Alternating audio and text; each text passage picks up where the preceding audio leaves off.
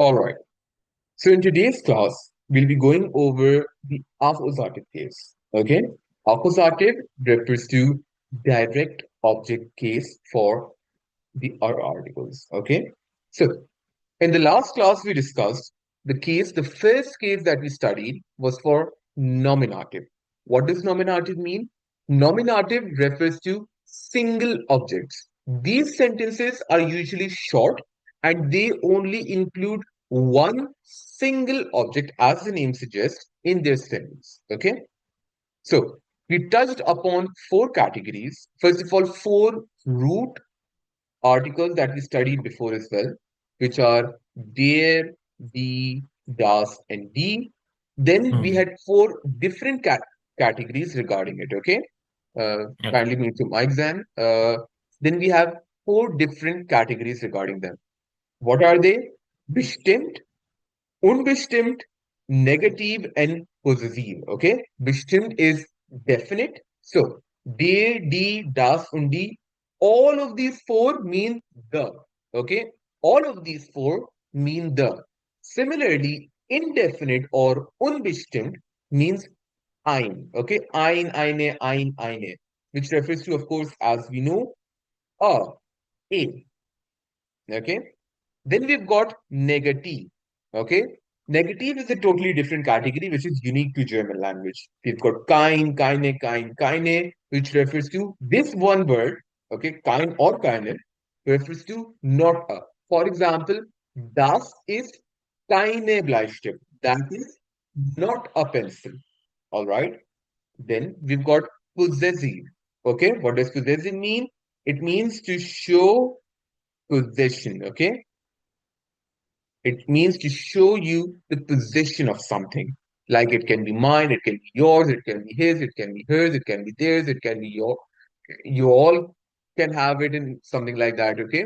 Mine, dein, seine, ihre, eure, ihr, dein, mine, all of this, okay? And one thing more, we observed a pattern as before that masculinum, masculinum, and neutrum, they have a similarity. Their articles are the same, whereas femininum and plural, they have a similarity, okay?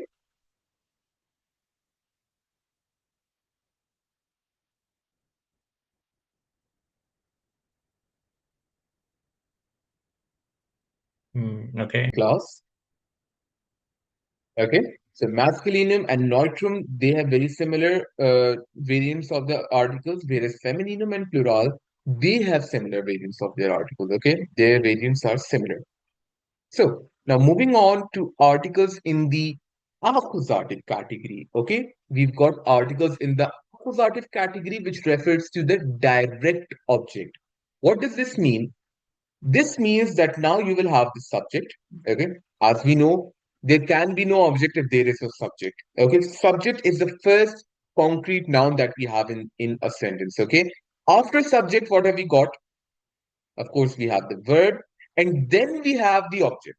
Now, this object, in the case of accusative, in case of purely accusative sentences, will only be one. Why? Because try to understand, when I say direct object, I mean to say that the object is directly related to the subject. Okay, try to understand me, try to hear me out. I say that when I say accusative or I mean direct object, I mean that the object is in direct relationship with the subject through what? Through the verb. So, when a subject applies or is performing an action, it can apply that action to only one of those objects, yeah? Only on one object at a time, correct? So, we only have, in case of only purely accusative sentences, there is only one object in the sentence on which the subject applies what? The verb. Okay. Now, coming on to the list of it, again, masculinum, masculinum and neutrum are similar. Okay. In fact, no. Let me just write them down. Femininum and plural remains same. Neutrum remains same. What changes over here? What changes over here is masculinum, which is now what? It is different. How is it different?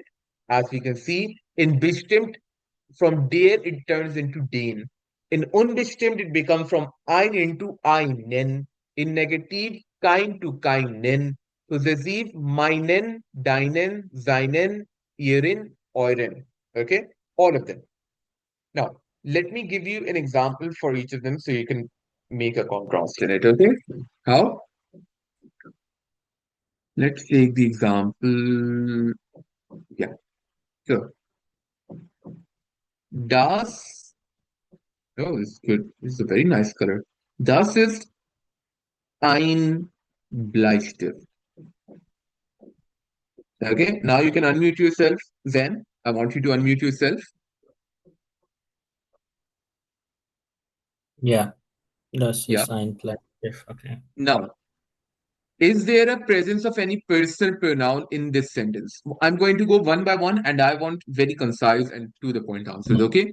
Is there any Okay. personal pronoun? Hmm? No. No. Okay. Is there any object over here? Yeah, the pen. Yeah. That there is an object and that object is Bleistift. For now. Okay, it is Bleistift. Is there any verb over here? No. No, there is. Yeah. Okay. How can there be a sentence without verbs? Yeah, yeah, exactly.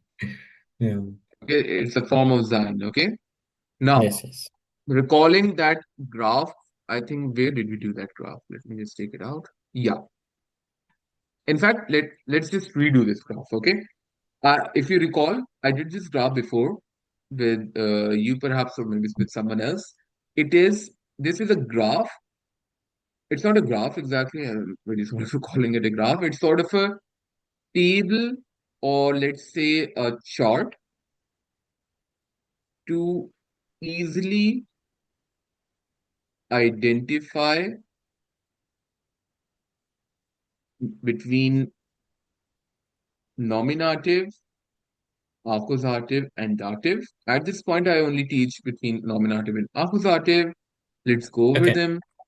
Uh, does the sentence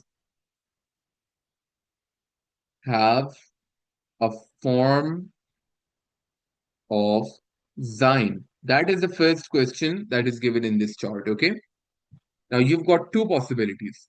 Okay. We're going to go into probability and statistics now.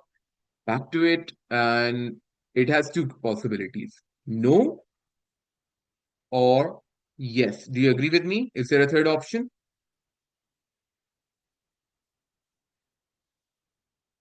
Then, then, Oh, I was on mute. Yeah. No. Yeah. There. is this Maybe. possible? Is Yes. this an option? No, no. We just go with no and yes. Yeah, we just go with no and yes. Great. So, no and yes. If the case is no, okay, first, let's say if the case is yes, what Okay. is the sentence? Straight goes into the nominative bin, okay? All right. So, where are you going to pick your articles from? Nominative. All right. Nominative. Then, if it is, by the way, what did I tell you? This applies to, let's say, 90%, never 100. Never take it on 100. There is never straight one hard and fast rule for everything. Okay. If it's a no, it can be accusative and dative. Let me elaborate on the no. It can Yeah. be regular, it can be irregular, it can be modal, it can be trendbare, anything at all, okay? It can be anything at all. So it goes into the accusative or dative category. So for now, we're not going to go into further detail on how do we segregate between accusative and dative at this point, but I've explained you about the difference between nominative and accusative. So do you see over here? What is present? Form of sein or not form of sein? Form of sein ist. Yeah. Ist. Yeah. Form of sein include ist, sind, bist, bin, and all that. Okay.